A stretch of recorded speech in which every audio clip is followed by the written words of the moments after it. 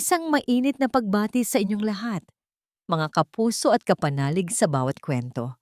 Sana ay nasa mabuti kayong kalagayan, saan man kayo naroroon sa mundo. Sabi nila, ang tiwala ay parang isang salamin. Kapag ito'y nabasag, maaari mo pang pulutin ang bawat piraso. Pero hinding-hindi mo na maibabalik ang dating kinis at kinang nito. Ngunit paano kung ang mismong pag-ibig na dapat sanang maging pandikit ay siya palang dahilan ng pagkadurog nito? Halina't pakinggan natin ang kwento ni Alonsina sa unang kabanata, Ang Huling Sayaw sa Makati. Ang tunog ng nababasag na salamin at nayuyuping bakal ang huling narinig ni Alonsina bago siya lamunin ng isang nakabibinging katahimikan. Ngunit mas matalas pa sa bubog na tumusok sa kanyang braso ang kirot na nararamdaman niya sa kanyang puso. Ang sakit na iyon, matagal na niyang iniinda. Ilang oras lang ang nakalipas, ang ingay na kanyang naririnig ay hindi dagundong ng isang sakuna, kundi ang marahang tugtog ng isang string quartet at ang bulungan ng mga taong nabibilang sa alta sosyedad ng Makati. Nakatayo siya sa gitna ng isang grand ballroom sa mansyon ng mga silang. Suot ang isang sutlang bestida na hindi kanya at mga alahas na hiram lamang. Pakiramdam niya ay isa siyang palamuti. Maganda, ngunit walang buhay. Ngingiti siya kapag may titingin, tatango kapag may babati. Ngunit ang mga mata ng lahat ay lumalagpas lamang sa kanya. Para siyang hangin. Alonsina, Hija. Napalingon siya sa tumawag. Si Doña Purification Calderon Silang, ang kanyang biyenan. Nakangiti ito. Ngunit ang ngiti ay hindi umabot sa mga mata. Napakaganda ng suot mo ngayong gabi, sabi ng matanda, habang pinasadahan siya ng tingin mula ulo hanggang paa. Bagay na bagay sa'yo. Ngunit alam mo kung ano ang mas magpapaganda sa'yo? Hindi umimik si Sina. Hinintay niya ang karugtong. Hinawakan ni Doña Purificacion ang kanyang pulsuhan kung saan nakasabit ang isang maningning na pulseras. Isang apo, Alonsina. Isang apo na magmamana ng lahat ng ito. 7 taon na kayo nilakan. Ang pasensya, parang lupa. Natutuyot din kapag hindi nadidiligan. Bawat salita ay isang karayom na tumutusok sa kanyang pagkatao. Ngumiti lang siya ng pilit. Pagpasensyahan niyo na po, Mama. Hindi ako ang dapat mong hinga ng pasensya. Putol nito sa kanya bago bumaling sa isang grupo ng mga bisita at iniwan siyang muling mag-isa. Huminga siya ng malalim. Hinanap ng kanyang mga mata ang asawa. Nakita niya si Lakan sa di kalayuan. Kausap ang ilang business associates. Nagtama ang kanilang paningin. Nginitian niya ito. Isang ngiting nagmamakaawa na lapitan siya. Nasamahan siya kahit sandali lang. Ngunit ang natanggap niya ay isang tipid na tango. Bago muling ibinaling ni Lakan ang atensyon sa mga kausap nito, gumuho ang mundo niya sa simpleng gesturang yon. Hayaan mo na si Tita Puring. Alam mo naman, may edad na. Isang pamilyar na boses ang bumulong sa kanyang tabi. Si Amaris Montemayor. Ang babaeng palaging nasa bawat pagtitipon ng mga silang, ang itinuturing na matalik na kaibigan ng pamilya. Palagi itong nakangiti. Palaging mabait sa kanya. Ngunit sa likod ng mga ngiting iyon, may nararamdaman si Sinang kakaiba. Okay lang ako, Amaris. Sagot niya. Hindi ka okay. Gate ni Amaris, hinahaplos ang kanyang likod. Nakikita ko sa mga mata mo. Huwag kang mag-alala. Kakausapin ko si Lakan para sa'yo. Masyado lang siyang abala. Huwag na. Ayos lang talaga. Ngumiti si Amaris. Ngunit napansin ni Sina ang pagkakahigpit ng hawak nito sa kopita ng champagne. Kung yan ang sabi mo, basta nandito lang ako para sa'yo, ha? Kaibigan mo ako. Ang salitang kaibigan ay parang lason sa pandinig ni Sina. Tumango na lamang siya at nagpaalam na kukuha ng tubig. Sa kanyang paglalakad, naramdaman niyang nagsimulang umikot ang kanyang paningin. Napahawak siya sa isang mesa. Hindi ito dahil sa sinabi ng kanyang biyenan o sa lamig ng kanyang asawa. Iba ito. Isang pamilyar na pakiramdam ng pagkahilo at pagsusuka na ilang araw na niyang nararanasan. Kailangan na niyang umuwi. Hindi na niya hinanap pa si Lakan. Alam niyang hindi rin naman nito mapapansin ang kanyang pag-alis. Tahimik siyang lumabas ng mansyon, tinanggihan ng alok ng gwardiya. Natawagan siya ng taxi. Mas pinili niyang maglakad hanggang sa kanto at sumakay ng jeepney. Sa loob ng umuugang sasakyan, habang pinagmamasdan ang mga ilaw ng Makati na lumalabo dahil sa nagsisimulang ambon, niyakap niya ang sarili. Ito ang buhay na pinili niya. Ang buhay na ipinaglaban niya sa kanyang pamilya. Ang pag-ibig na inakala niyang kayang lagpasan ang lahat. Ngunit bakit pakiramdam niya? Siya lang ang lumalaban.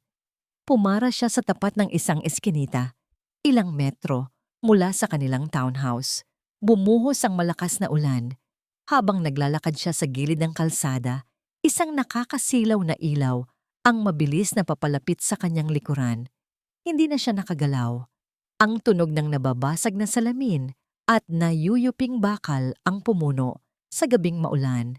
Bago siya tuluyang mawalan ng malay, sa gitna ng umiikot na mga ilaw at sa kabila ng bumubuhos na ulan, may natanaw siyang isang anino. Isang taong nakatayo. Sa di kalayuan, may hawak na payong. Hindi niya maaninag ang mukha, ngunit pamilyar ang tindig. Pamilyar ang paraan ng pagkakatayo. Isang aninong walang ginawa, kundi ang manood. Amoy ng antiseptiko. Iyon ang unang pumasok sa kamalayan ni Alonsina. Kasunod nito, ang mapuputing pader ng isang silid na hindi niya kilala at ang mabigat na pakiramdam sa kanyang kaliwang binti. Nang subukan niyang gumalaw, isang matinding kirot ang pumigil sa kanya. Napatingin siya sa ibaba at nakita ang makapal na semento na bumabalot sa kanyang binti. Mabuti naman at gising ka na, Hija. Ang malamig na boses na yon ay nagpatayo ng lahat ng balahibo sa kanyang batok. Dahan-dahan niyang inangat ang kanyang tingin. Sa paanan ng kanyang kama, nakatayo si Doña Purificacion, nakapamaywang. Ang muka ay singtigas ng marmol. Sa tabi nito ay si Amaris, ang mga matay namumugto na para bang kanina pa ito umiiyak. Anong nangyari? Hirap na tanong ni Sina. Ang lalamunan niya'y tuyong-tuyo. Salamat sa Diyos at ligtas ka, Sina. Humikbing sabi ni Amaris. Lumapit ito at hinawakan ang kanyang kamay. Ang kamay nito ay napakalamig. Sobrang nag-alala kami sa'yo. Ngunit walang bakas ng pag-aalala sa mukha ni Doña Purificacion. May inilapag itong isang brown envelope sa ibabaw ng kanyang kumot. Ito ang nangyari, deklara ng matanda. Nanginginig ang mga kamay ni Amaris na binuksan ang envelope at inilabas ang laman. Mga litrato. Mga litratong malinaw na kuha sa isang coffee shop. Nasa mga litratong yon si Sina, kausap ang isang lalaki. Isang kasamahan niyang doktor sa ospital kung saan siya nag-part-time dati. Sa isang litrato, nakahawak ang lalaki sa kanyang kamay. Sa isa pa, nakangiti sila sa isa't isa. Ano to? Naguguluhang tanong ni Sina. Si Dr. Gomez ito. Nagpatulong lang siya sa akin tungkol sa isang research paper. Isang research paper? Tumaas ang kilay ni Doña Purificacion. O isang relasyon na itinatago mo sa likod ng anak ko? Hindi totoo yan. Sigaw ni Sina. Pilit na bumabangon. Hindi ko magagawa yan kay Lakan. Paka na lang to. Paka na? Humalakak si Amaris, ngunit ang tawa nito ay puno ng pait. Sina, ako mismo ang nakakita. Sinundan kita. Akala ko'y kaibigan kita. Pero niloloko mo lang pala kaming lahat. Bawat salita ni Amaris ay isang saksak. Tumingin si Sina kay Doña Purificacion, nagmamakaawa. Mama, maniwala po kayo sa akin. Ngunit bago pa niya matapos ang sasabihin, pumukas ang pinto. Pumasok si Lakan. Naka-Amerikana pa ito. Ang buhok ay maayos na nakasuklay. ngunit ang mukha'y pagod. Hindi man lang ito tumingin sa kanya. Dumiretso ito sa kama at sa tabi ng envelope na may mga litrato, may inilapag itong isa pang folder. Isang folder na naglalaman ng mga dokumento. Lakan. Halos pabulong na, sabi ni Sina. Lakan, kausapin mo ako. Hindi totoo ang lahat ng yan. Maniwala ka sa akin. Hindi umimik si Lakan, ni hindi nagbago ang ekspresyon ng kanyang mukha. Tumingin lang ito sa bintana na para bang mas interesante pa ang tanawin doon kaysa sa asawang duguan ang puso sa kanyang harapan. Ang katahimikan niya ang pinakamasakit na parusa. Mas masakit pa sa sampal, mas masakit pa sa sigaw. Dahil ang katahimikan niya ay pag-amin na hindi siya pinaniniwalaan. Na sa laban na ito, sumuko na siya bago pa man magsimula. Annulment petition, basag ni Doña Purificacion sa katahimikan. Ang boses ay matagumpay. Binuklat nito ang mga dokumento. Nakalagay dito ang dalawang basehan. Una, ang iyong pagtataksil. Itinuro nito ang mga litrato. At pangalawa, ang iyong pagkabaog. 7 taon, Alonsina. 7 taon kaming naghintay. Pagkabaog, pagtataksil. Ang dalawang salitang yon ay humiwa sa kanyang kaluluwa. Tumingin siyang muli kay Lakan. Ang mga matay puno ng luha. Naghihintay.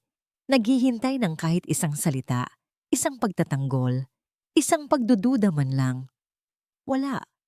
Ang mga mata ni Lakan ay parang isang kalmadong dagat na walang buhay.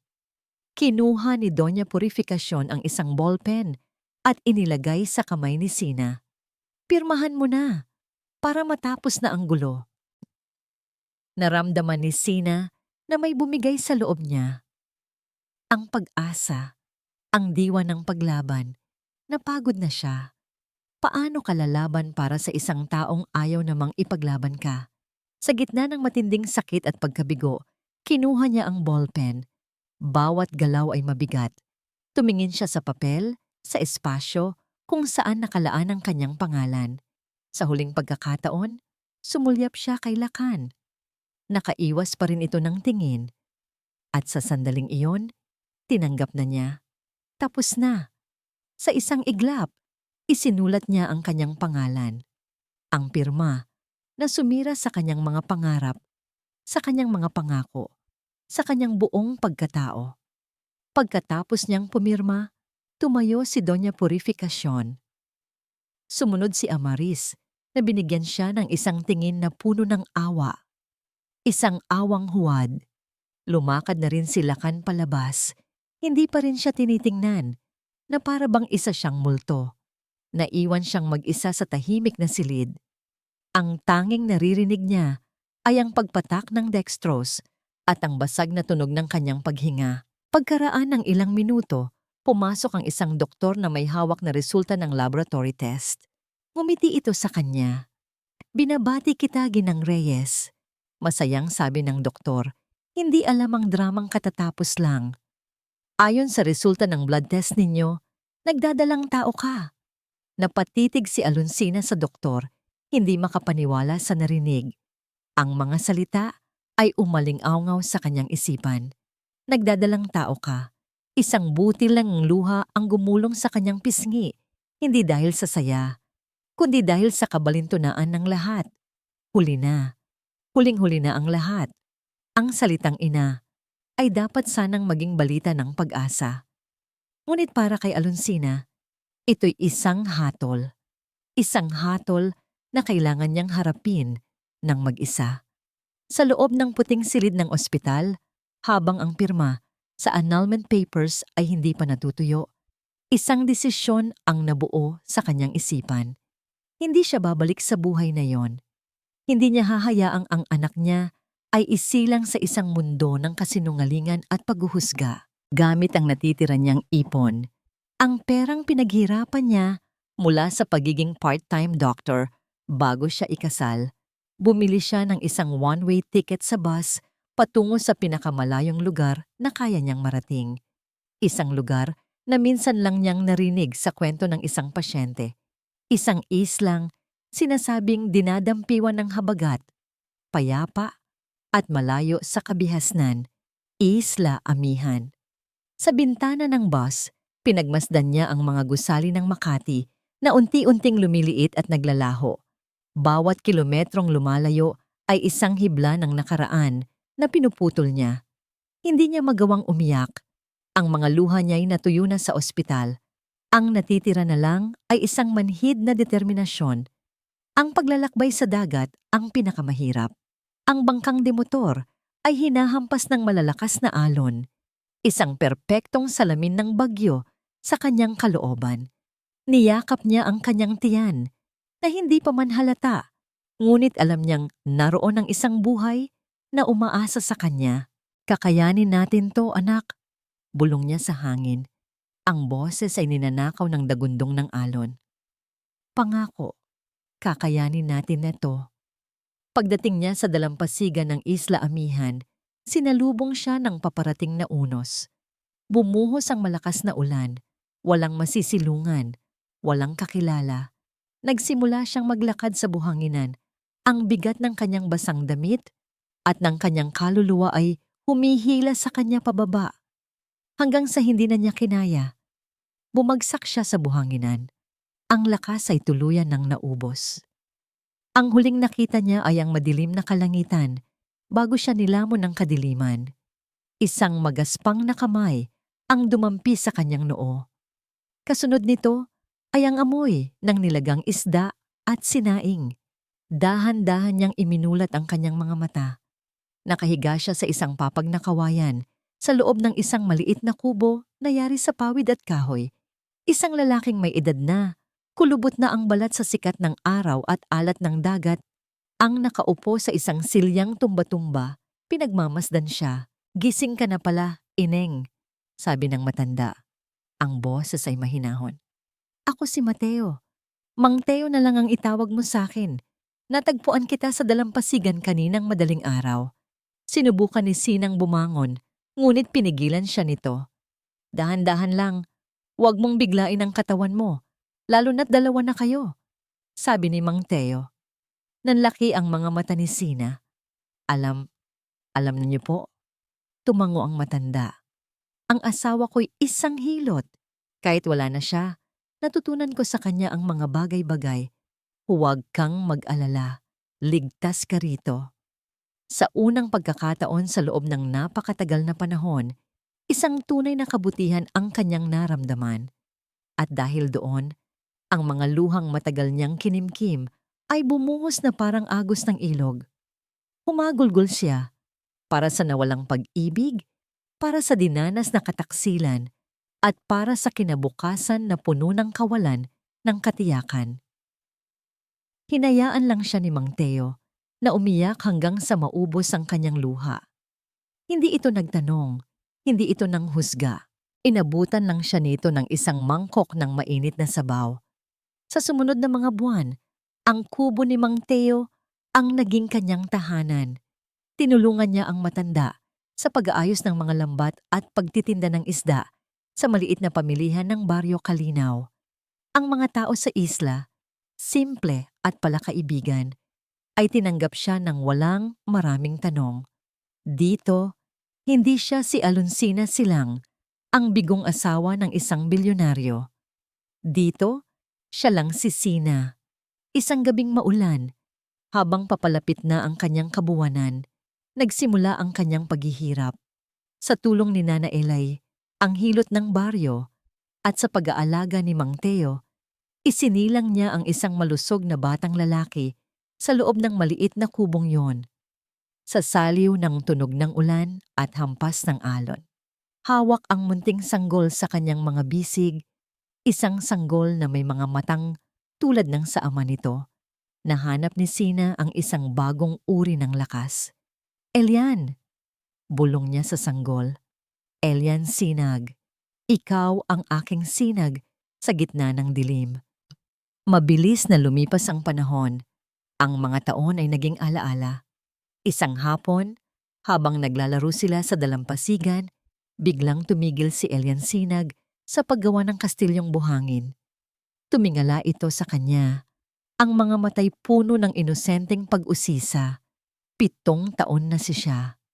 Isang batang matalino, masayahin, at puno ng buhay. Inay, tawag nito. Bakit po ang ibang mga bata may tatay? Bakit po ako wala? Natigilan si Alonsina. Ang tanong na pinakakinatatakutan niya ay dumating na. Huminga siya ng malalim, pinaghandaan ang sarili. Umupo siya sa tabi ng anak at niyakap ito. Tumingin siya sa malayong karagatan, doon sa direksyon kung nasaan ang Maynila, ang nakaraan na matagal na niyang ibinaon. Ang tatay mo, anak. Nagsimula siya. Ang boses ay nanginginig ng bahagya. Ay nasa isang malayong lugar, pero lagi mong tatandaan, kahit wala siya dito, mahal na mahal ka ni inay, at hinding-hindi kita iiwan. Niyakap siya ni Elia ng mahigpit, ngunit sa likod ng mga salitang yon, alam ni Sinang darating ang araw na hindi na magiging sapat ang kanyang mga paliwanag. Darating ang araw na kailangan niyang harapin ang nakaraan. Ang hindi niya alam, ang nakaraan na pala, ang mismong naglalakbay pabalik sa kanya. Tagumpay. Iyon ang salitang idinikit ng mundo sa pangalan ni Lakan Silang. Mula sa kanyang opisina, sa pinakamataas na palapag ng isang gusali sa Bonifacio Global City, tanaw niya ang buong syudad na unti-unting nilalamon ng takip silim. Ang kanyang kumpanya, ang Silangan Medical Ventures, ay isa na sa mga nangunguna sa larangan ng medical technology. Nakuha niya ang lahat ng gusto niya: pera, respeto, kapangyarihan. Ngunit sa bawat paglubog ng araw sa katahimikan ng kanyang opisina, iisang anino ang palaging bumabalik sa kanya. Binuksan niya ang kanyang mamahaling leather wallet. Sa isang lihim na sisidlan, naroon ang isang luma at lukot na litrato. Isang litrato ni Alonsina. Kuha noong mga unang buwan ng kanilang pagsasama. Nakangiti ito, isang ngiting totoo, at walang halong pagkukunwari. Ang mga matang nangungusap ng purong pag-ibig. 7 taon na. 7 taon na siyang minumulto ng mga matang yon. At nang huling imahe niya kay Sina, ang walang emosyong mukha nito habang pinipirmahan ang katapusan ng kanilang pagsasama. Biglang tumunog ang kanyang telepono. Sa screen, lumitaw ang isang pangalang matagal na niyang iniiwasan. Doña Purificación. Bumuntong hininga siya bago sagutin. Hello. Lakan anak, ang formal na boses ng kanyang ina ang sumalubong sa kanya. Hindi ka na naman umuwi sa mansyon noong linggo. Ang ama mo ay nagtatanong.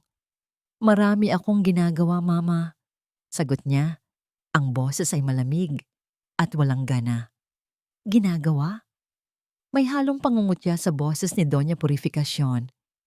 Iyang maliit mong kumpanya, iniwan mo ang imperyong pinaghirapan ng mga ninuno natin para lang sa isang proyektong wala namang patutunguhan. Mas payapa ako dito, mama, mariing sabi ni Lakan. At hindi na ako babalik sa pamamahala ng ospital. Tapos na tayo dyan. Pagkatapos ng araw na yon, sa ospital 7 taon na ang nakalipas. Hindi na niya kinayang manatili sa ilalim ng anino ng kanyang ina. Itinayo niya ang sariling kumpanya. Malayo sa kontrol at manipulasyon nito. Pinutol niya ang ugnayan sa lahat, maliban sa paminsan-minsang tawag na tulad nito. Hindi ko alam kung saan ako nagkamali sa iyo, Lakan, sabi ng kanyang ina bago ibaba ang telepono. Ako rin, mama. Hindi ko alam kung saan ako nagkamali, sabi ni Lakan sa kanyang isipan. Ngunit alam niya, ang kanyang pinakamalaking pagkakamali ay ang kanyang pananahimik. Para takasan ang mga alaala, ibinaling niya ang atensyon sa isang folder sa kanyang mesa. Isa itong proposal para sa susunod na Corporate Social Responsibility Project ng kanyang kumpanya, Medical Mission for Remote Islands. Binuklat niya ang mga pahina, tinitingnan ang listahan ng mga posibleng lugar. Palawan, Siargao, Batanes, mga pangkaraniwang pangalan. Ngunit sa huling pahina, may isang pangalang nakaagaw ng kanyang pansin. Isla Amihan, Hindi niya alam kung bakit, ngunit parang may kung anong humila sa kanya sa pangalang iyon. May kiliti ito sa kanyang alaala, isang pamilyar na tunog na hindi niya matukoy kung saan nanggaling. Dito, sabi niya sa sarili, itinitip pa ang desisyon sa isang email para sa kanyang sekretarya. Iset mo ang biyahe ko papuntang Isla Amihan sa lalong madaling panahon. Kailangan niya nito. Kailangan niya ng isang proyektong may kahulugan. Isang bagay na magpupuno sa malaking butas sa kanyang dibdib.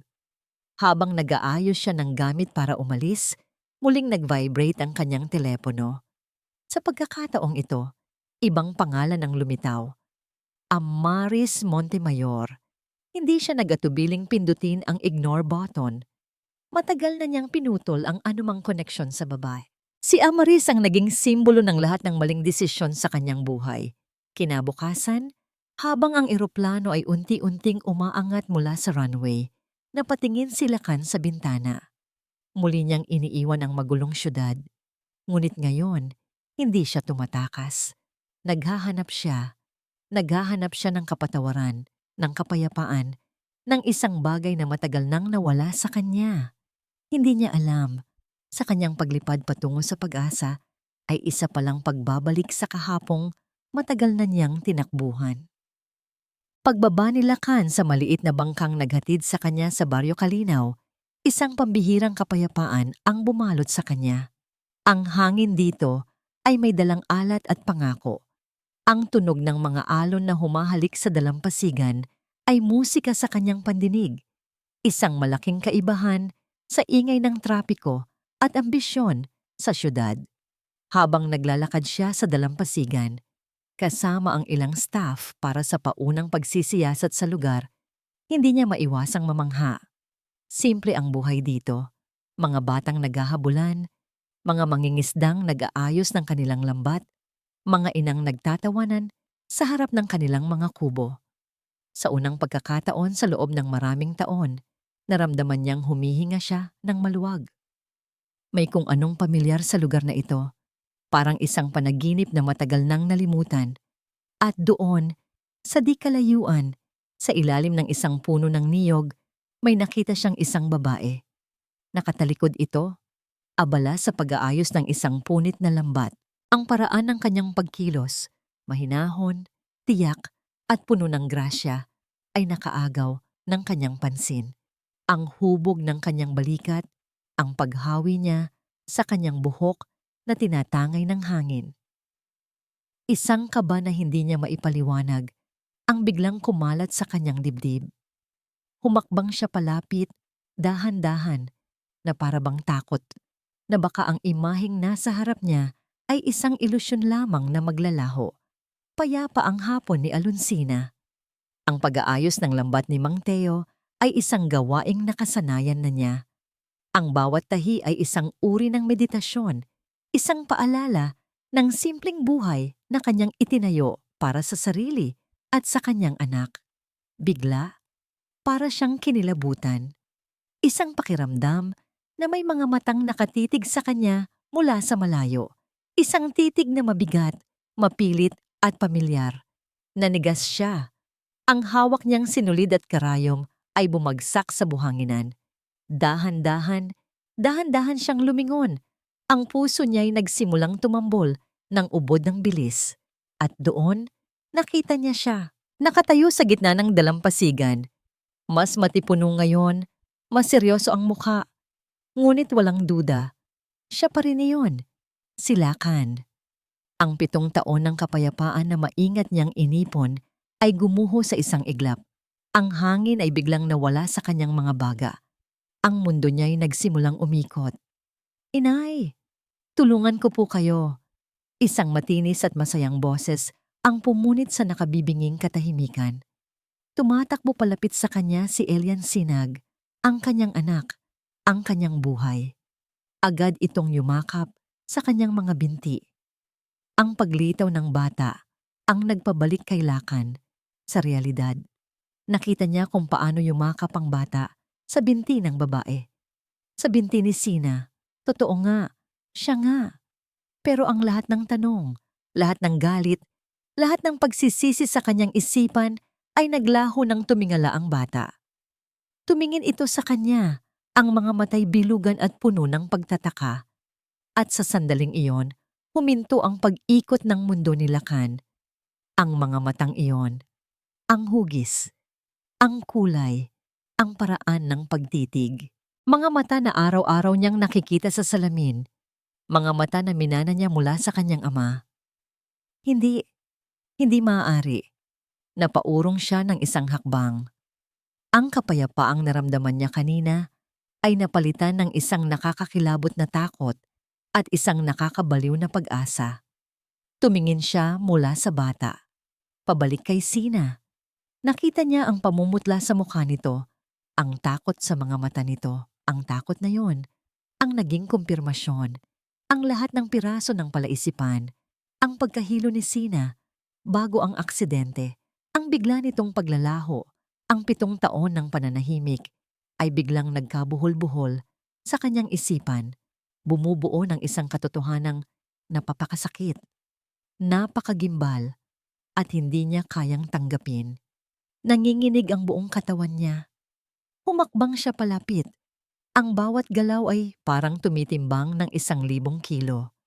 Ang kanyang mga staff ay nanonood lang mula sa malayo. Walang kamalay-malay sa bombang sumasabog sa harap nila. Itinaas niya ang kanyang kamay. Itinuturo si Sina. Ngunit ang kanyang mga mata ay nakapako sa bata. Ang kanyang boses ay basag at nanginginig. Isang tunog na nagmula sa kaibuturan ng isang kaluluwang nawasak. Sina. Ang pangalan niyang binigkas ni Lakan ay parang isang kulog na yumanig sa buong pagkatao ni Alonsina. Sa isang iglap, bumalik ang lahat, ang sakit, ang takot, ang pag-iisa. Ngunit hindi na siya ang babaeng umiiyak sa isang silid sa ospital. Isa na siyang ina. At sa harap ng panganib, iisa lang ang tumatakbo sa isip ng isang ina. Ang protektahan ang kanyang anak. Bago pa man makahakbang si Lakan, mabilis na binuhat ni Sina si Elian. Ang higpit ng kanyang yakap ay puno ng takot. Hinarang niya ang kanyang katawan upang matakpan ang bata mula sa titig ni Lakan. Inay, sino po siya? Tanong ni Elian. Nararamdaman ang tensyon sa kanyang ina. Hindi sumagot si Sina. Matalim ang mga matang ipinukol niya kay Lakan. Isang tingin na nagsasabing, huwag kang lalapit. Sina, mag-usap tayo. Pakiusap ni Lakan. Ang boses ay nanginginig pa rin. Ang mga mata ay hindi maalis sa bata. Pakiusap, umiling si Sina. Wala tayong dapat pag-usapan. Mabilis siyang tumalikod at halos takbuhin ang daan patungo sa maliit na kubo ni Mang Teo. Bawat hakbang palayo ay parang isang panalangin na sana'y wag siyang sundan, ngunit sumunod si Lakan. Sina, sandali. Nakarating si Sina sa pintuan ng kubo. Mabilis na ipinasok si Elian at akmang isasara ang pinto nang mahawakan ito ni Lakan. Huwag, sabi ni Lakan, ang muka'y puno ng pagmamakaawa. Huwag mong gawin to sa akin. Umalis ka na, maring sabi ni Sina. Ang boses ay malamig at matigas. Isang pader na itinayo niya sa loob ng 7 taon. Wala kang karapatan dito. Karapatan? Halos masamid si Lakan sa salitang yon. Sina, ang bata. Ang mga mata niya. Anak ko siya. Sigaw ni Sina. Sapat lang ang lakas para marinig ni Lakan, ngunit hindi para magising ang atensyon ng buong baryo. Ako lang ang magulang niya. Ako ang nag-alaga sa kanya ng mag-isa. Ginamit niya ang lahat ng kanyang lakas at itinulak ang pinto. Narinig niya ang malakas na kalabog nito. Nang magsara, isang tunog na kasing bigat ng nararamdaman niya. Isinandal niya ang kanyang likod sa pinto. Nanginginig ang buong katawan habang pinipigilan ang mga luhang nagbabadyang tumulo. Sa labas, narinig niya ang paulit-ulit na pagkatok ni Lakan. Sina, buksan mo to. Pakiusap. Sabihin mo sa akin ang totoo. Anak ko ba siya? Sina. Niyakap ni Sina si Elian na na ngayon ay umiiyak na dahil sa takot. Tinakpan niya ang mga tainga ng anak. Shh, nak. Wala yan. May masama lang na panaginip si inay. Huwag kang bibigay, Sina. Huwag ngayon. Paulit-ulit niyang sinasabi sa sarili. Ang pagmamakaawa ni Lakan sa labas ay unti-unting napalitan ng katahimikan. Akala ni Sina ay sumuko na ito at umalis. Ngunit ilang sandali pa, narinig niya ang isang boses na kalmado at pamilyar. Iho, sa tingin ko'y dapat mo na silang iwanan sa ngayon. Sumilip si Sina sa siwang ng bintanang kawayan. Nakita niya si Mang Teo. Nakatayo sa harap ni Lakan.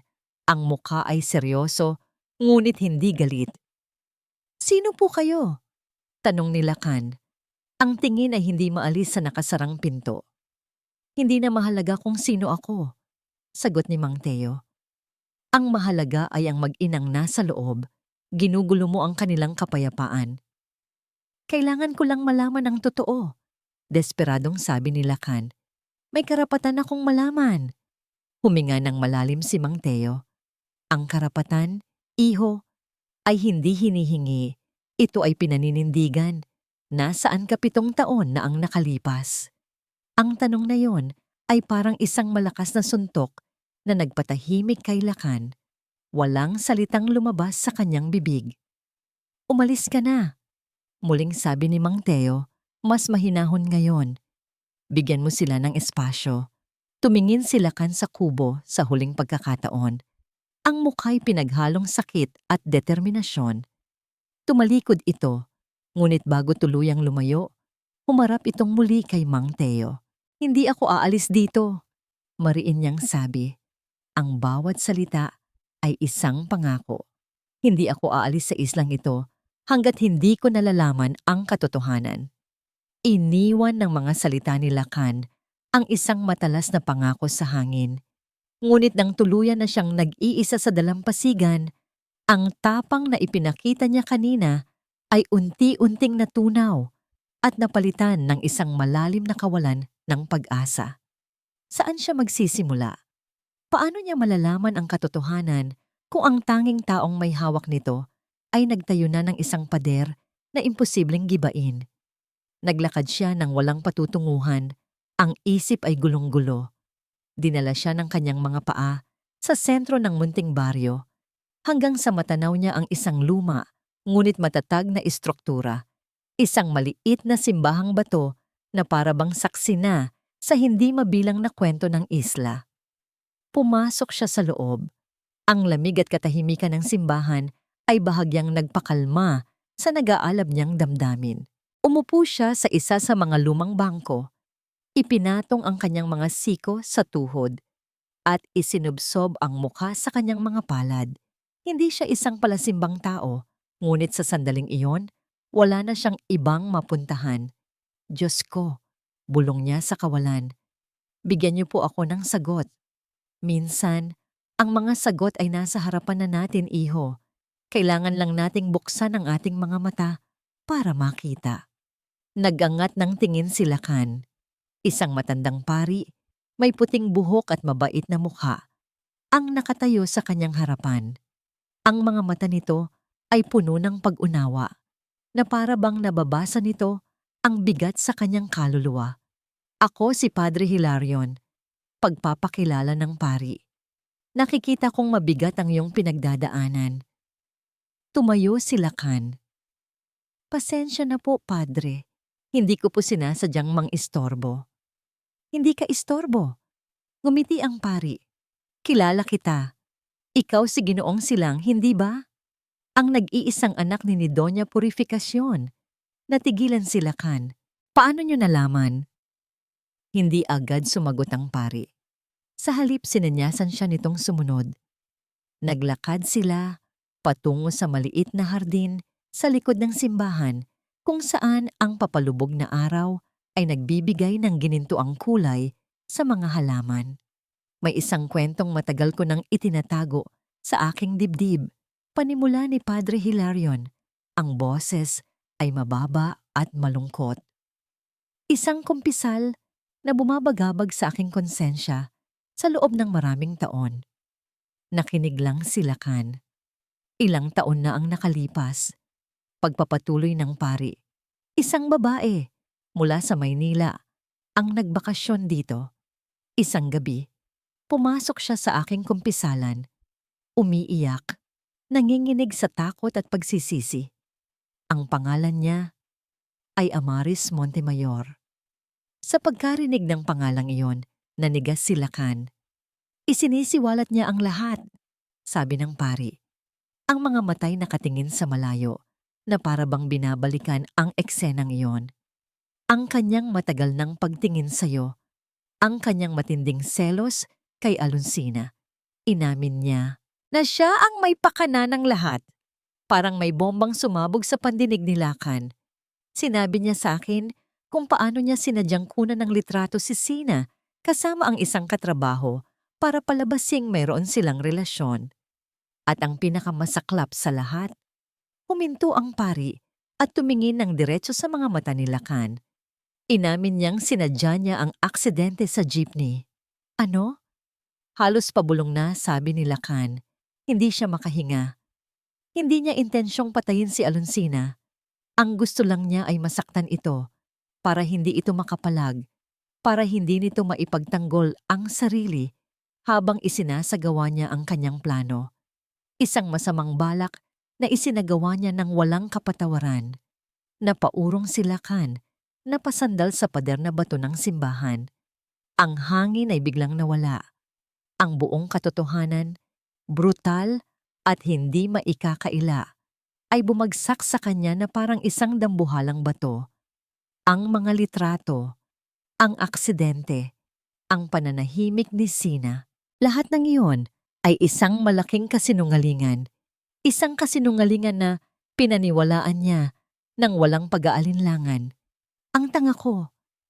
Bulong niya paulit-ulit. Ang duwag ko. Ang pagsisisi ay parang asidong unti-unting tumutunaw sa kanyang puso. Siya, na dapat sanang tagapagtanggol ni Sina, ang naging isa sa mga berdugo nito. Tumingin si Padre Hilarion sa kanya. Ang muka'y puno ng awa. Hinayaan siya nitong damhin ang bigat ng katotohanan. Pagkaraan ng ilang sandali ng katahimikan, muling nagsalita ang pari. Ang kanyang boses ay mas mababa, mas mabigat. Ngunit may isang bagay pa na hindi mo alam, iho. Nag-angat ng tingin si Lakan, ang mga matay basang-basa na ng luha. Ang tungkol sa iyong ina. Ang mga huling salita ni Padre Hilarion ay nanatiling nakabitin sa hangin. Mas mabigat pa kaysa sa lahat ng kasalanang inamin ni Amaris. Ang aking ina? Naguguluhang tanong ni Lakan. Anong kinalaman niya rito? Huminga ng malalim ang pari, na para bang naghahanda sa pagbubuhat ng isang napakabigat na krus. Pagkatapos kong marinig ang kumpisal ni Amaris, hindi ako mapakali. Alam kong bilang pari, ang selyo ng kumpisalan ay sagrado. Ngunit bilang isang tao, hindi kaya ng aking konsensya na manahimik habang may buhay na nasisira dahil sa isang kasinungalingan. Naglakad ang pari palapit sa isang puno ng kalatsutsi. Kaya gumawa ako ng isang desisyon. Isang desisyong marahil ay labag sa aking tungkulin, ngunit tama para sa aking puso. Lumipad ako, patungong Maynila. Pinuntahan ko ang inyong mansyon. Nanlaki ang mga mata ni Lakan. Pinuntahan na niyo si Mama? Tumango si Padre Hilarion. Kinausap ko ang iyong ina ng sarilinan. Isinalaysay ko sa kanya ang lahat ng inamin ni Amaris. Umaasa ako. Umaasa akong bilang isang ina at bilang isang babae, kikilos siya para itama ang pagkakamali. Para hanapin si Alonsina at humingi ng tawad. Isang malamig na takot ang gumapang sa buong katawan ni Lakan habang hinihintay niya ang karugtong ng kwento. Ngunit hindi ganoon ang nangyari. Malungkot na sabi ng pari. Tiningnan ako ng iyong ina, nang walang anumang emosyon, walang gulat, walang galit. Tanging ang lamig ng kanyang kapangyarihan. Naalala ni Lakan ang eksena sa ospital, ang lamig sa mga mata ng kanyang ina, habang ipinipilit nitong papirmahin si Sina. Sinabi niya sa akin na manahimik ako.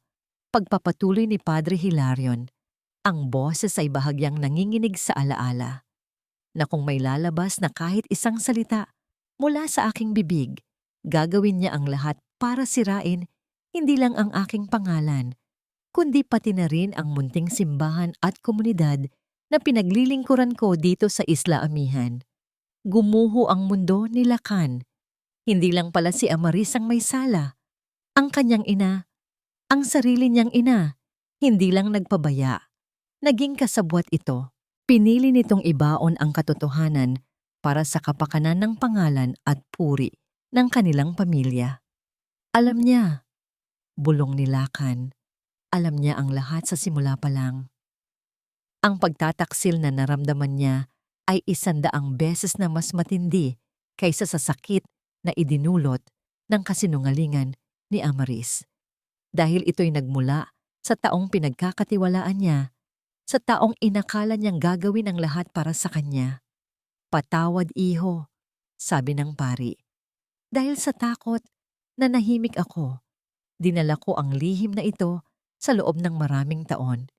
Ngayong nakita kitang nagdurusa, alam kong panahon na para sabihin ang totoo. Hindi na sumagot si Lacan. Tumalikod siya at tumakbo. Tumakbo siya palabas ng simbahan, palabas ng hardin, palayo sa mga salitang sumira sa huling piraso ng kanyang pagkatao. Hindi na niya inintindi ang kanyang mga staff. Ang tanging nasa isip niya ay ang makabalik sa Maynila. Sa gabing iyon, sumakay siya sa unang biyahe pabalik sa syudad. Ang bawat minuto sa eroplano ay isang walang katapusang pagdurusa. Kinaumagahan, dumiretso siya sa mansyon ng mga silang. Ang dating tahanang simbolo ng kapangyarihan ay isa na ngayong malamig na palasyo ng kasinungalingan. Naabutan niya si Doña Purificación sa hardin nito, kalmadong nag-aalaga ng kanyang mga rosas. Lacan, anak, nagbalik ka, sabi nito. Hindi man lang nag-abalang tumingin. Alam niya na niyo, nagsimula si Lacan.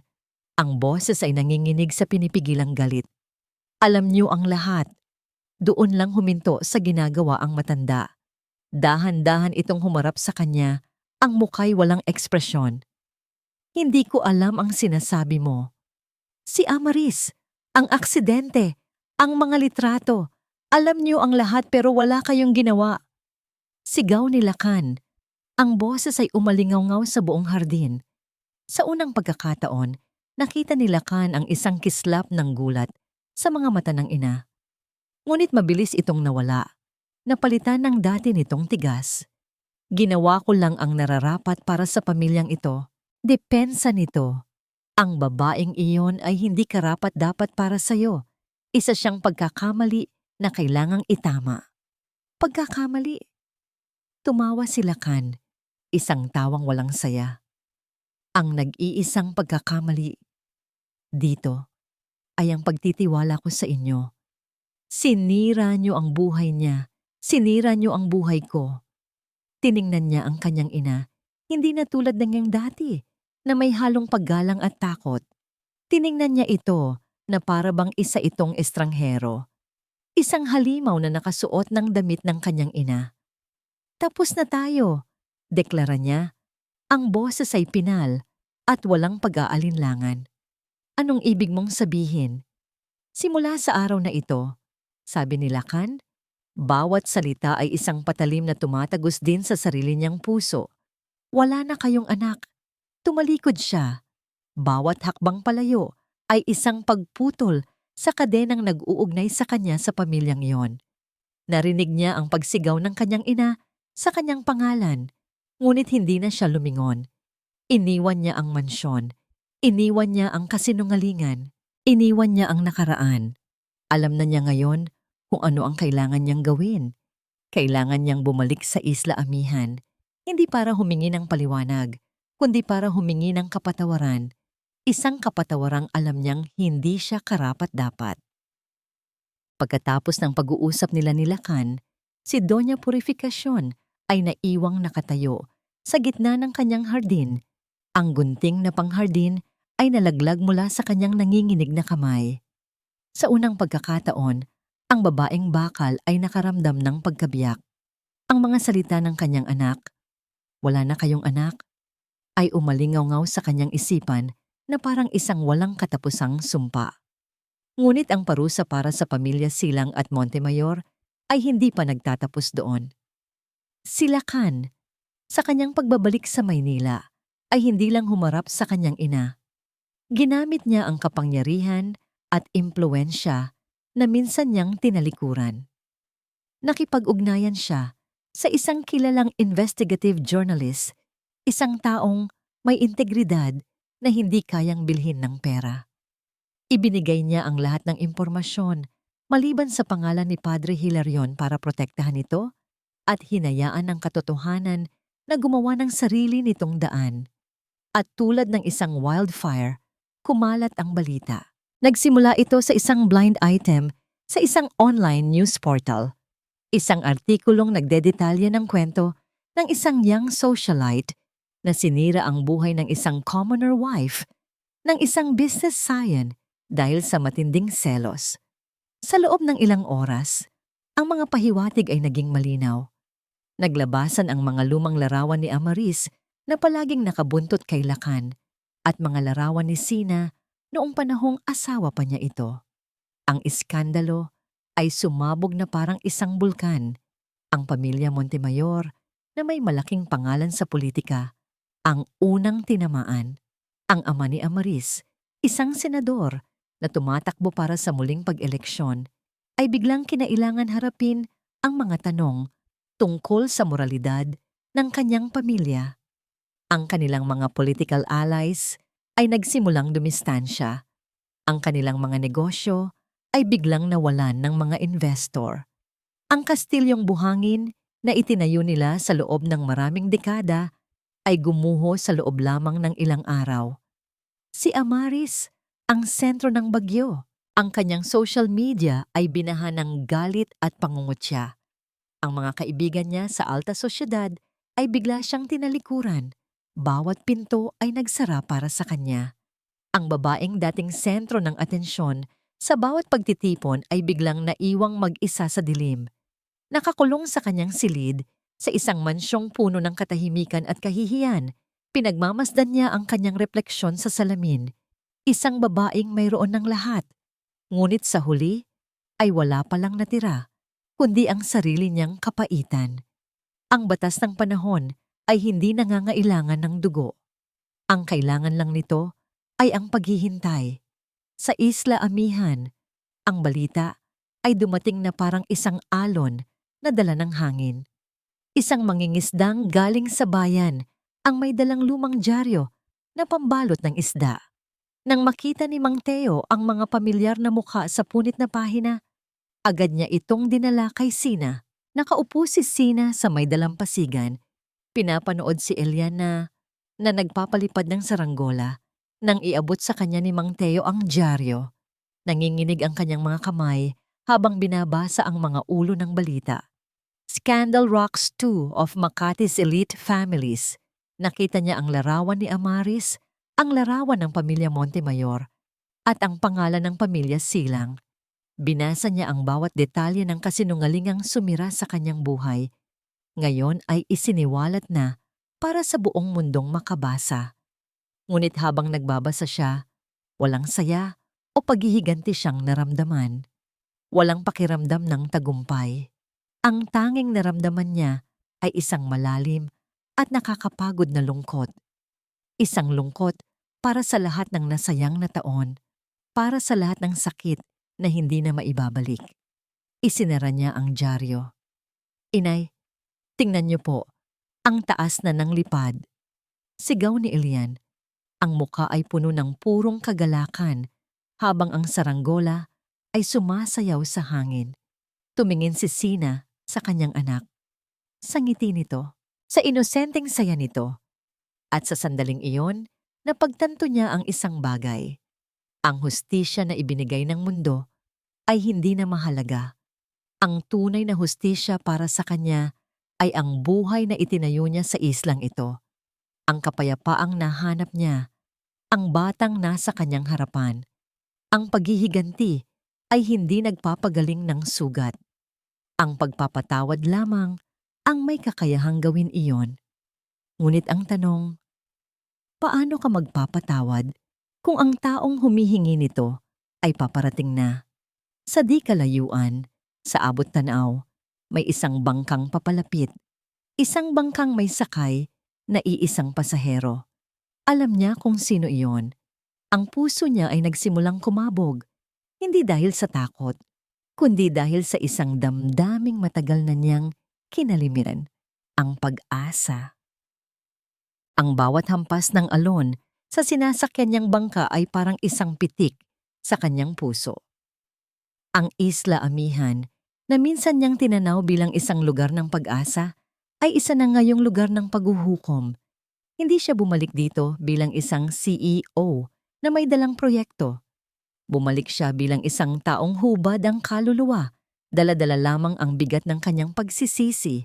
Mula sa malayo na tanaw niya ang mga ito, isang babae at isang bata sa dalampasigan, si Sina at ang anak niya. Ang salitang anak ay bago pa rin sa kanyang pandinig, isang salitang sabay na nagbibigay ng matinding sakit at pambihirang saya. Nang tumapak ang kanyang mga paa sa buhanginan, ang lakas ng loob na inipon niya sa buong biyahe ay biglang naglaho. Nakita niyang lumingon si Sina sa kanyang direksyon. Ang mukha nito ay kalmado, isang kapayapaan na ipinagkait niya dito sa loob ng maraming taon. Ang bata naman ay napatingin din sa kanya. Ang mga inosenteng mata ay puno ng pagtataka. Dahan-dahan siyang naglakad palapit. Bawat hakbang ay 1,000 tonelada ang bigat. Walang salitang namutawi sa kanyang bibig. Ano nga ba ang sasabihin mo sa taong winasak mo ang buhay? Napanood ni Sina ang bawat hakbang ni Lakan. Hindi na niya nakita ang aroganteng tagapagmana ng isang imperyo. Ang nakikita niya ngayon ay isang lalaking basag.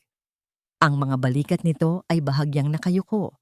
Ang mga matay puno ng sakit. Isang sakit na sumasalamin sa sakit na naramdaman niya noon. Hinawakan niya ang kamay ni Elian. Anak, huwag kang aalis sa tabi ni Inay, ay tumango ang bata. Ang mga matay hindi maalis sa papalapit na estranghero. Huminto si Lakan, ilang talampakan mula sa kanila. Ang katahimikan sa pagitan nilang tatlo ay mas maingay pa kaysa sa ugong ng mga alon. Tumingin si Lakan sa kanya. Ang mga mata nito ay nagsusumamo. Sina? Ang boses niya ay basag. Doon, sa ilalim ng liwanag ng hapon, nakita ni Sina ang mga luhang namumuo sa mga mata nito. Patawad. Sabi ni Lakan, ang salita ay halos hindi marinig. Kinakain ng hangin. Alam kong walang kwenta ang salitang yan. Alam kong hinding-hindi nito mabubura ang 7 taon ng sakit, ng pag-iisa, ng kasinungalingang pinaniwalaan ko. Hindi umimik si Sina. Hinayaan niya lang itong magsalita. Hinayaan niyang ilabas nito ang lahat ng lason na matagal na nitong kinimkim. Naging duwag ako, Sina. Pagpapatuloy ni Lakan. Naging tanga. Hinayaan kong diktahan ako ng takot, ng pride, ng aking ina.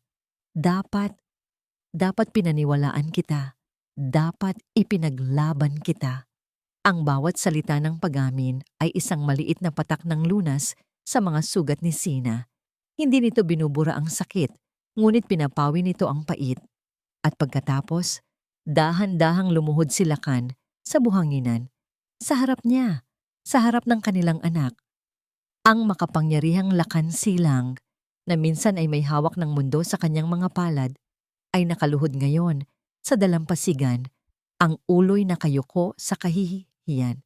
Itinuon nito ang kanyang tingin hindi kay Sina, kundi sa batang nagtatago sa likod niya. Alam kong wala akong karapatan, sabi ni Lakan.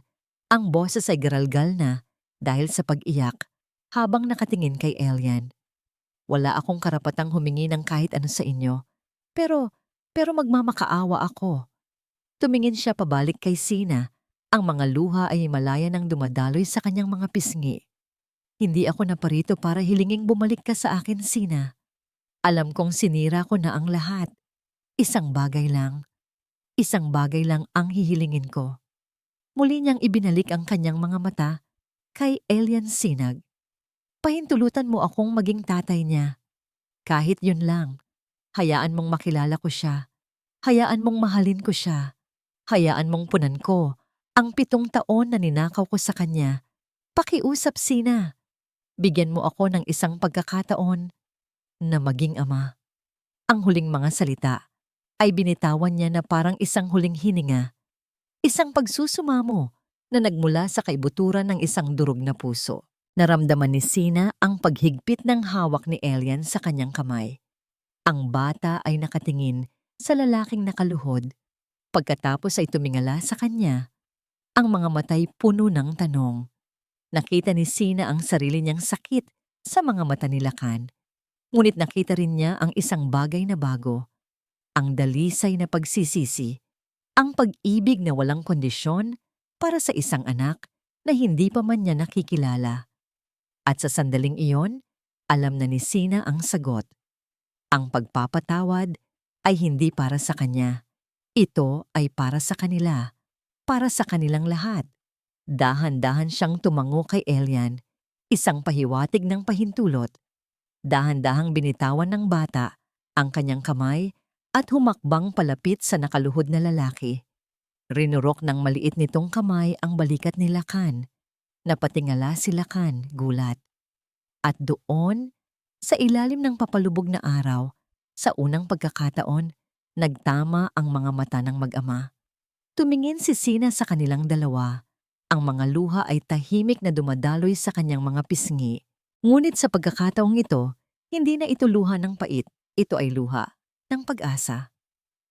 Tumayo ka, Lakan, sabi niya.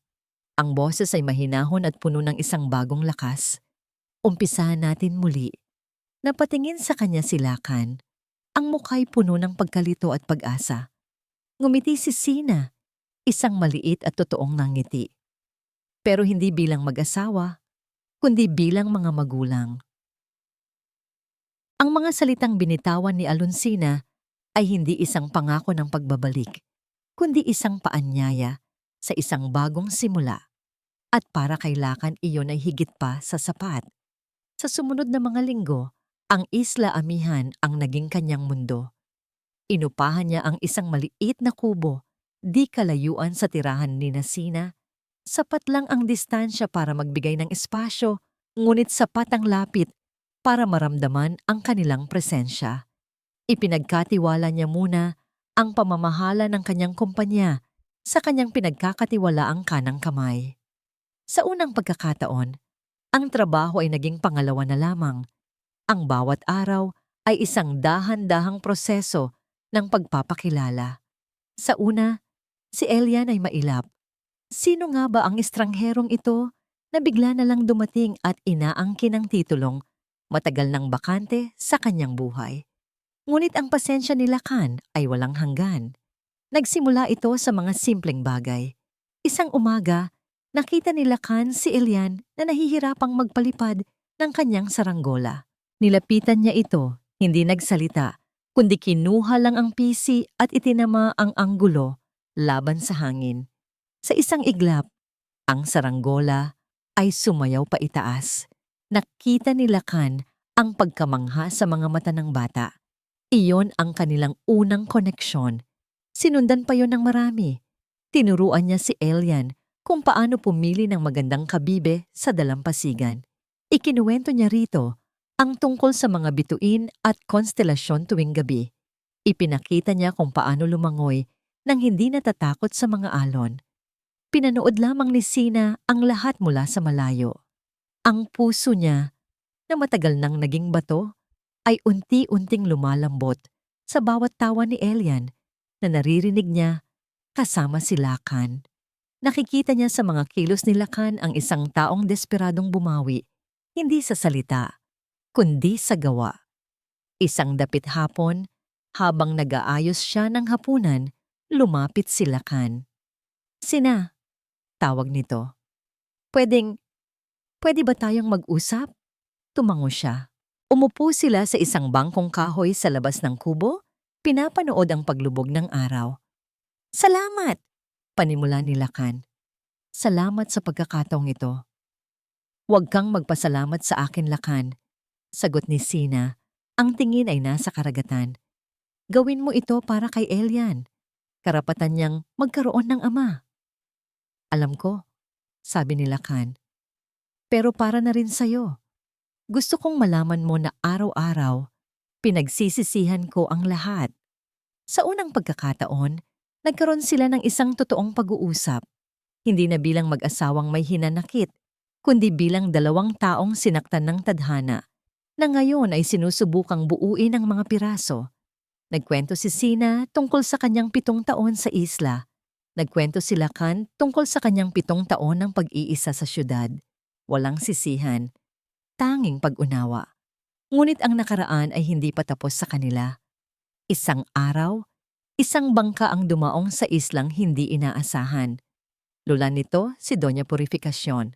Hinarap siya ni Sina sa dalampasigan bago pa man ito makalapit sa kubo. Ang mata ng babae ay mukhang nangayayat. Ang dating mapagmataas na tindig ay napalitan ng pagod. Nasaan ang apo ko? Tanong nito. Ang boses ay mahina. Wala kayong apo dito. Matatag na sagot ni Sina. Ang babaeng dating nanginginig sa takot sa kanyang harapan ay wala na. Alonsina, pakiusap. Ang pagpapatawad, Doña Purificacion, ay hindi parang isang kalakal na basta na lang ibinibigay. Sabi ni Sina, ang boses ay kalmado ngunit matatag. Ito ay pinaghihirapan, at sa ngayon, hindi pa kayo karapat-dapat. Nang sandaling iyon, dumating si Lakan na narinig ang kanilang pag-uusap. Tumayo siya sa tabi ni Sina. Mama, tama na, sabi niya. Umuwi na kayo. Tiningnan ni Doña Purificacion ang dalawa. Nakatayo ng magkatabi. Isang nagkakaisang pader laban sa kanya. Doon niya napagtanto na tuluyan na siyang natalo. Tumalikod siya nang walang imik at sumakay pabalik sa bangka. Nang gabing iyon, habang magkatabing nakaupo muli, sina Lakan at Sina sa labas, pinagmamasdan ang tahimik na dagat, isang bagong uri ng katahimikan ang namagitan sa kanila. Isang katahimikang komportable. Sinihinin ni Sina. Basag ni Lakan sa katahimikan. Gusto kong subukan muli. Napatingin sa kanya si Sina. Sa tamang paraan ngayon, paglilinaw ni Lakan. Ang mga mata ay puno ng sinseridad. Walang pilitan, walang inaasahan. Gusto kong ligawan ka ulit. Gusto kong patunayan sa'yo at kay Elian na karapat-dapat ako, na nagbago na ako. Hindi agad sumagot si Sina. Tumingin siya sa mga bituin. Ang pag-ibig na minsan niyang inakala ay patay na, ay naroon pa rin pala. Nagtatago lang, naghihintay. Ngumiti siya. Subukan mo. Ang panliligaw ni Lakan ay hindi tulad ng dati. Walang mamahaling regalo, walang magarbong hapunan sa mga restaurant na may mahabang waiting list. Ang panliligaw niya ngayon ay sa pamamagitan ng pag-igib ng tubig mula sa poso tuwing umaga para hindi na mahirapan si Sina sa pagtulong kay Mang Teo na kumpunihin ang bubong ng kubo nito, sa pagtuturo kay Elian kung paano sumulat ng kanyang buong pangalan, sa paghahatid ng mainit na kape kay Sina tuwing madaling araw bago pa man ito magising. Ipinakita niya ang kanyang pagmamahal sa gawa, hindi sa salita. At sa bawat araw na lumilipas, ang mga pader na itinayo ni Alonsina sa paligid ng kanyang puso ay unti-unting natitibag. Nakikita niyang muli ang lalaking minahal niya noon, ang lalaking nalunod lang sa takot at obligasyon, ngunit ngayon ay natuto ng lumangoy patungo sa dalampasigan ng sarili niyang paninindigan. Isang hapon, pagkaraan ng halos 1 taon, habang magkasamang nakaupo ang buong pamilya, si Sina, si Lakan, si Elian, at si Mang Teo, sa dalampasigan, biglang nagsalita si Elian. Gusto ko pong maging silang, sabi ng bata, habang nakatingin sa kanyang mga magulang. Gusto ko pong maging Elian Sinag-Reyes Silang. Nagkatinginan sina Lakan at Sina. Iyon na ang hudyat na hinihintay nila. Hindi sila nag-aksaya ng panahon. Ang kanilang pangalawang kasal ay malayong malayo sa una. Walang grand ballroom, walang string quartet, walang daan-daang bisitang nakatingin.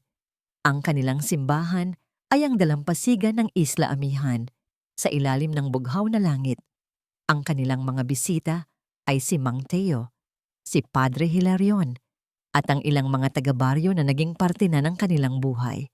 Ang musika nila ay ang awit ng mga alon. Nakalakad si Alonsina sa buhanginan. Nakayapak, suot ang isang simpleng puting bestida na tinahi ng mga kababaihan sa baryo.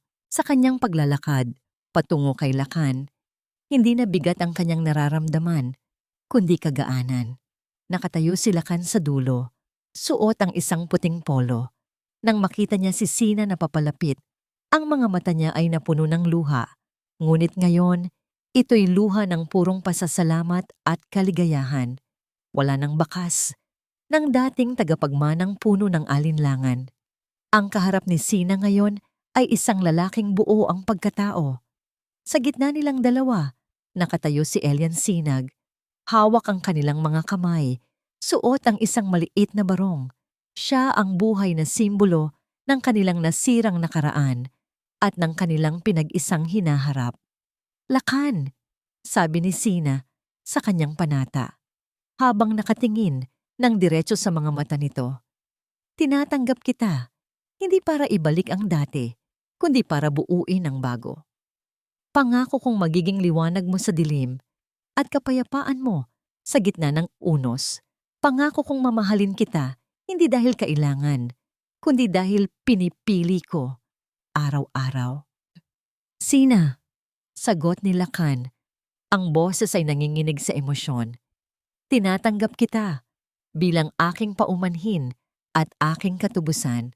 Pangako kong aalagaan ang tiwalang ibinigay mo sa akin muli.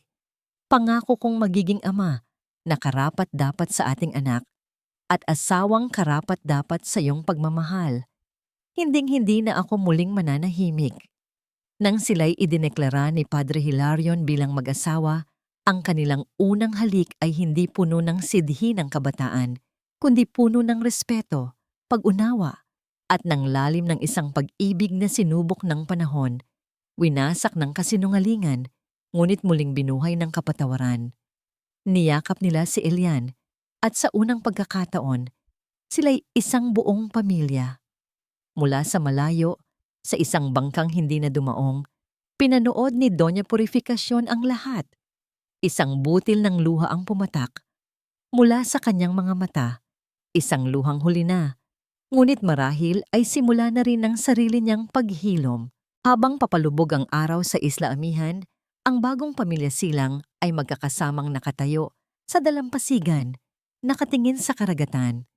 Hindi nila alam kung ano ang darating bukas, ngunit hindi na yon mahalaga.